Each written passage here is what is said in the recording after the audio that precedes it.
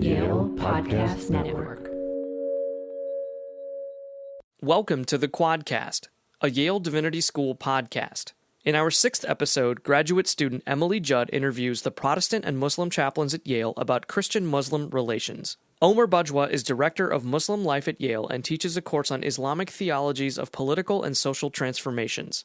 Ian Oliver is Head of Protestant Life at Yale and teaches a course on building interreligious community. Ian gets candid about the dynamic between Christians and Muslims in the United States. I have to admit, for Christians in America, it wasn't really until September 11th, 2001, that Christians' eyes were opened that Muslims in America existed. I'm sorry to say. No, it's real. Yeah. Omer describes his interfaith encounter with the Dalai Lama. I went up to the podium and I spoke about that. And then when it was the Dalai Lama's turn to speak, he turned back towards me, which was really cool because he has quite a presence. And he addressed what I had said. And Ian and Omer share surprising similarities between the religions of Christianity and Islam. I think compared to any others, they are the most preaching traditions. And there's much written in the Quran and then the Hadith, the prophetic narrations about the life and the message and the teachings of Jesus. And it's, we have this like really profound, extraordinary figure that we share, that we have our own perspectives on, but it really in many ways connects us. Thank you so much for joining us today. Omer, you are the Muslim chaplain here at Yale University, and Ian, you are the Protestant chaplain here. And how does Christian-Muslim encounter or dialogue happen? I mean, I'm an American Muslim. I've lived here almost my entire life, and just it's growing up, it's living your life, So you have Christian classmates and neighbors and coworkers and strangers, people that you run into and get to know over time. And I think that is one type of encounter. But I think a lot of it is also, conscious. Right? It's that you're quite literally opening your doors and inviting another congregation or people into your space and developing a relationship. I have to admit, for Christians in America, it wasn't really until September 11th, 2001, that Christians' eyes were opened that Muslims in America existed. I'm sorry to say. No, it's real. Yeah. And for a lot of folks, that became the impetus to say, something is clearly happening. I don't understand anything about it. So I need to reach out to my Muslim neighbors and find out something because this is very confusing to me. What is the percentage of Muslims in America? It's a great question. I mean, anytime you talk about data and demographics, there, depending on who you ask. But I think of all the data that's out there, the number 6 or 7 million Muslims in the U.S. is pretty accurate. And so 330 million, right, is I think the U.S. census, the latest census. So, we're talking about 1+%, right, of the American population. And I was wondering if both of you would be able to share a personal interfaith encounter that changed you. Many years ago, I was really privileged and honored to speak at an event with the Dalai Lama, and they had several religious representatives on stage, and we were given just a matter of minutes in which we had to address the theme was called Agents of Light, and that's how I approached it, to be peacemakers and to really bring light into the darkness of the world. And so I had 3 minutes, there's stereotypes that exist out there of Islam and violence and terrorism and belligerence and whatnot. And so I said, let's tackle this, head on. And so in my allotted minutes, I spoke about, the struggles that I have as a Muslim, that the faith that I was taught, that my parents taught me, that my teachers taught me is completely at odds with this sort of horrific stereotype out there. But it exists, and there are people that do these things. So the point of the story is that, in this thousands of people in the audience in front of them, with the Dalai Lama literally on stage next to me, I went up to the podium and I spoke about that. And then when it was the Dalai Lama's turn to speak, he turned back towards me, which was really cool because he has quite a presence. And he addressed what I had said and said that in the same way, and I'm reconstructing this memory, but he said in the same way that you have mischievous Muslims, and that was the word that he used, you have mischievous Muslims in the world that give this global faith a bad name. There are mischievous Buddhists in the world that give Buddhism a bad name. And in the front row, there were all these Buddhist monks he was in many ways speaking to them, right, not to us. And some of them had these looks of deep consternation and embarrassment, and others giggled a bit, right, because they got what he was saying. And I think that moment for me was just very poignant. Even after all these years, I remember it because I sort of went out on a limb to tackle this head on, and he reciprocated, and he said, well, I'm going to meet you where you're coming from, and we need to talk about these issues across, within our community as well as between communities. Wow, what an experience. The Dalai Lama. Oh my gosh. Ian, I don't have anything can you as top profound at all. There are many stories. Gosh, when I lived in India for a while, and I set up this totally voluntary thing outside my work with a local Hindu missionary that he and I were going to meet. And he taught me the principle Upanishads, and I taught him the Gospel of Mark over 12 weeks or longer. And it was great. It was a great conversation, but what it underlined for me was what completely different worlds we come from. And it came to me in his reading of my text because he kept asking, well, what does Mark mean? What does Luke mean? What's the deeper meaning of all these names? I said they're just names. And what's the significance of this event? There's really no significance. It just happened.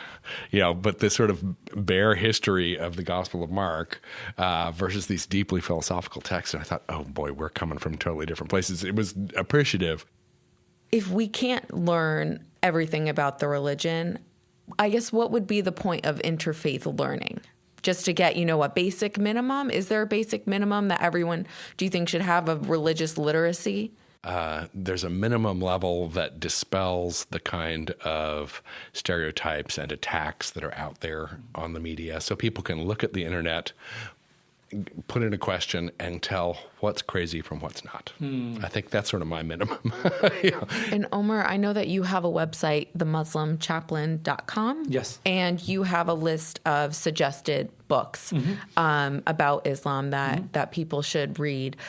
Is there one in particular that you would say, if you don't know anything about Islam, you should read this book? If one had to choose one website, I would say it's islamfyi.org, which our wonderful friends and colleagues at Princeton Chaplains office put together. And it's a one-stop shop in terms of just a wonderful portal into answering all of the most commonly answered questions about Islam. So it's islamfyi.org. And if I had to recommend one book, it's a book by this gentleman named Prince Ghazi, who comes from Jordan, and he's been to Yale before, in fact, for the Common Word many, many years ago, from my understanding. But it's called A Thinking Person's Guide to Islam. And he takes 12 verses from the Quran, and he says that this is the essence of sort of the spectrum of Islam's teachings. It's beautifully written. I can't recommend the book highly enough. There's one book that I would recommend everyone to read that's outside of my faith tradition. It's actually about Islam. It's called Ambiguous Adventure by Hamadou Kane, I believe, but it's a spiritual autobiography. And we talk about this in Ian's class, Building Interreligious Community, that spiritual autobiographies can be a really good way to learn not just about the facts about the faith, but putting it all into a perspective and a lived experience that can really change a person and make a difference. 2 weeks ago, Saudi Crown Prince Mohammed bin Salman met a group of religious leaders in New York, including 2 Roman Catholic and 3 Jewish figures. Bloomberg Politics called the meeting a rare interfaith gesture for the de facto ruler of the conservative Islamic kingdom. Is interfaith most powerful when it starts from the top? It's a great question. And I think these are, the situations where we need multiple approaches. And I think there's something very powerful, if nothing, at least symbolic, of when it comes from the top. Because I think we live in a world where people look to their political and social and cultural leaders and religious leaders for direction, and oftentimes mimic that. So I think there is a definite power to that. Yeah, and I think one of your interests, if you look at Nostra Aetate and Vatican II. Yeah, that's the Catholic Church's declaration on their non-Christian relation with other religions. Yeah. And that's a revolutionary moment where it came from the top. I think it was capturing the zeitgeist, but it clearly was out ahead. And it's people are still working on it today. And so I think there are movements from the top. But as we've talked about in our class, I think for most of us, the most important encounters are everyday encounters that people have, not a structured meeting with, with big thinkers and things like that. And for me, actually, a personal encounter that I had was over spring break. I spent time in Palestine, a majority Muslim state with a significant Christian population. And I spoke with Palestinian Muslims and Christians, and I was really inspired by their solidarity. And it was against what they consider oppression by the Israeli government. And they even hold joint prayers for Palestinian political prisoners. And I told this to another Christian when I returned from my trip, and she responded very cynically and said that there's only unity between Muslims and Christians in Palestine because they see Israel as a common enemy, and that if that external threat leaves, there goes all the inner harmony. What would you say to that? I think the way you framed the question, that sort of qualifier there is that this young woman that you spoke to had a cynical response. And so, there's the expression that seeing is believing.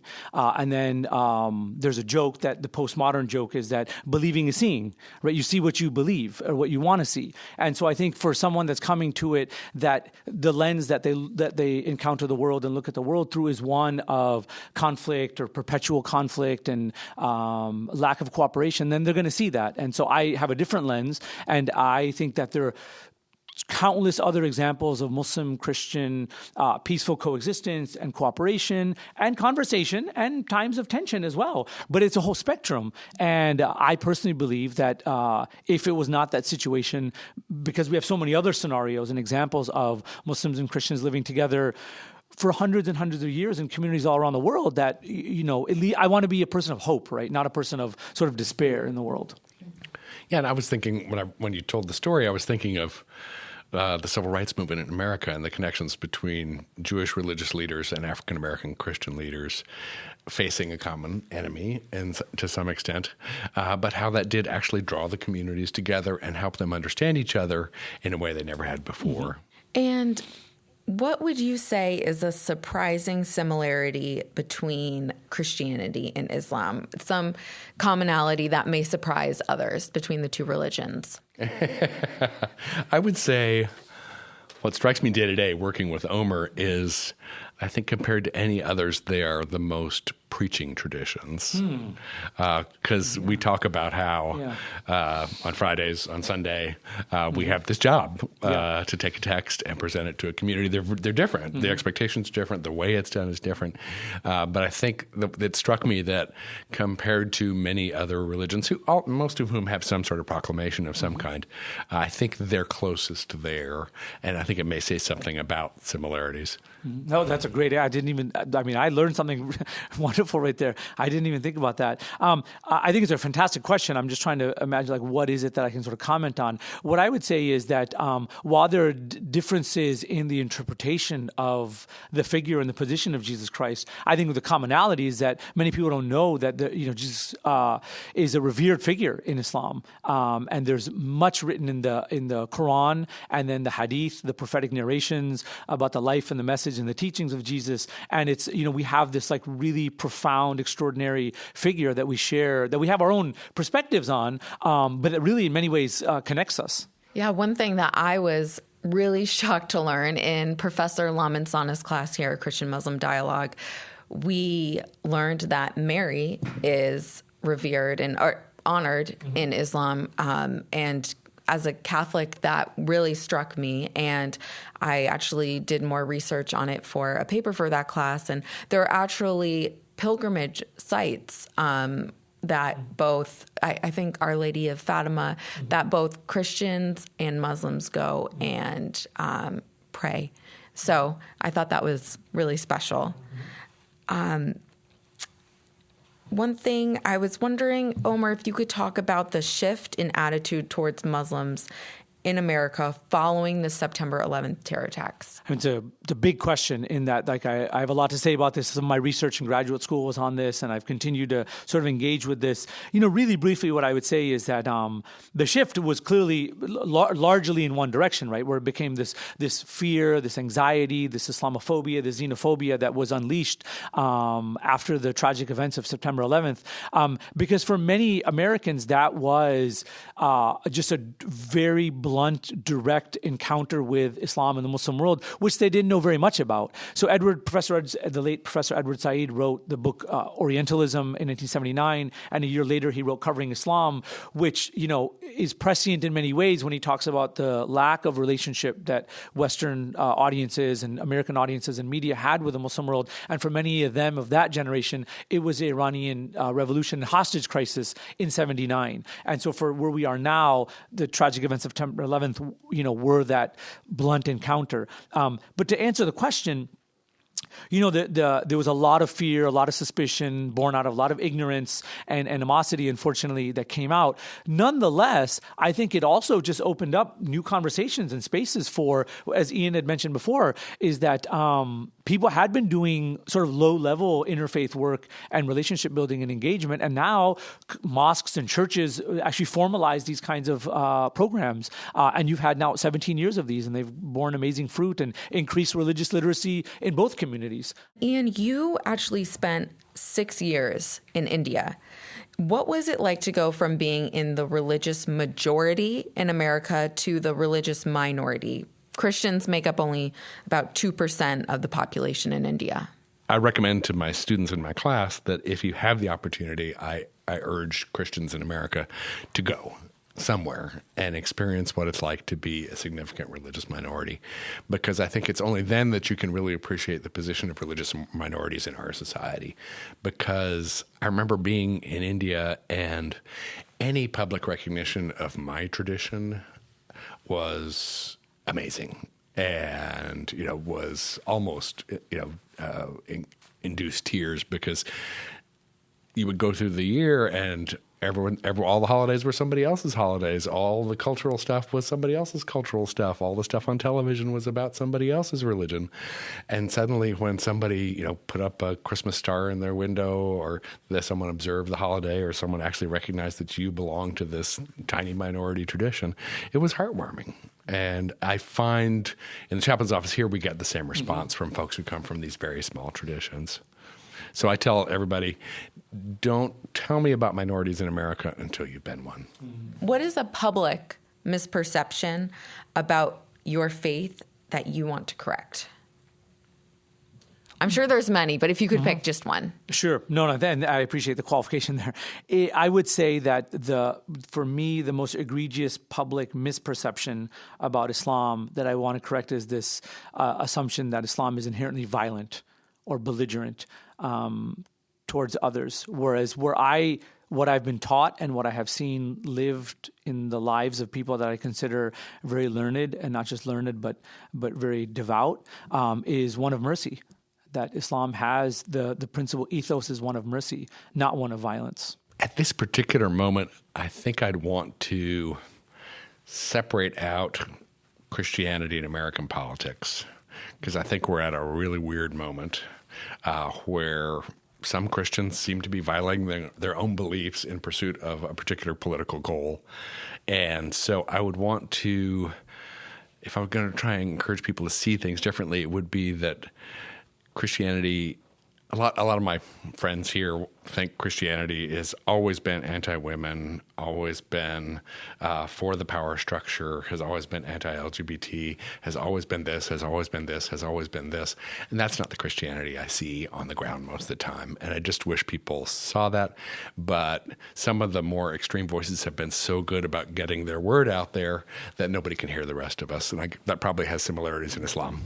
What is the ultimate goal of interfaith work? The fact of interfaith work comes before the goal, and the fact that I think interfaith work is unavoidable in the modern world, in the contemporary world. And so it's not sort of choosing an ideal, but how do we deal with the situation as it exists on the ground? But I think, as I see it, my goal is overcoming obstacles to treat my neighbor as I would like to be treated. And Omer, what do you say to people who might say that interfaith waters down religion, or in order to get all of these different believers to engage with each other, they have to give up some part of their religion? They can't be as committed. One need not water it down. It's that, I think genuine work is that you come as you are, and I want to engage with you as you are. And we can be in a conversation about difference and commonality. And I think people oftentimes just think it's about, let's just talk about the commonalities and water down, to use your word, and paper over the differences. But no, I think once you get to a level of trust and respect, one can talk about differences and appreciate the differences. Ian, what's a teaching from the Christian tradition that can help motivate interfaith engagement? Well, it's funny because it's so basic that I think a lot of people miss it. Because it's at such a fundamental level, and it's loving your neighbor, loving your enemy. The most basic things Jesus says. Omer, what about what traditions or what religious teachings in Islam can motivate interfaith engagement? One specific one in the Quran, there's a verse that I'm paraphrasing here in which God says that he created us into nations and tribes so that we might know one another. And the idea there is that, the human spectrum of diversity, of faith, of language, of culture, of race, et cetera, is all part of God's design. And this is not happenstance, that God designed things in this way so that we as human beings, right, as really in that shared human family, get to know one another over the course of our lives. Well, thank you guys so much for joining us today. It was great to hear your insight on Christian-Muslim dialogue. Thank you. Thanks.